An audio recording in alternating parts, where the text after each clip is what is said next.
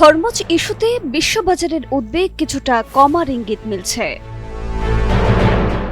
2 সপ্তাহের সম্ভাব্য যুদ্ধবিরতির মধ্যে বৈশ্বিক বাণিজ্যের অন্যতম গুরুত্বপূর্ণ রুট হরমুজ প্রণালী নিয়ে বড় ঘোষণা দিয়েছে ইরান।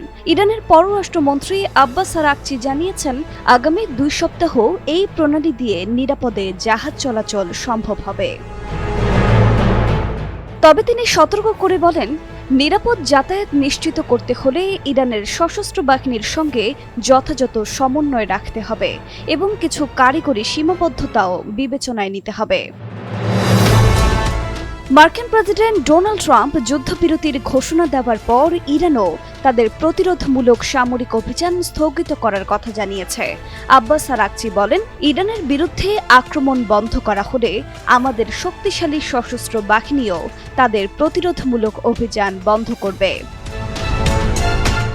উল্লেখ্য, পাকিস্তান ও যুক্তরাষ্ট্র এর মধ্যস্থতায় চলমান এই 2 সপ্তাহের যুদ্ধবিরতির প্রক্রিয়ার মধ্যেই ইরানের পক্ষ থেকে এমন ইতিবাচক বার্তা পাওয়া গেল। সব মিলিয়ে কূটনৈতিক আলোচনার পাশাপাশি পরিস্থিতি এখন ধীরে ধীরে স্থিতিশীলতার দিকে এগোচ্ছে বলে মনে করছেন বিশ্লেষকরা।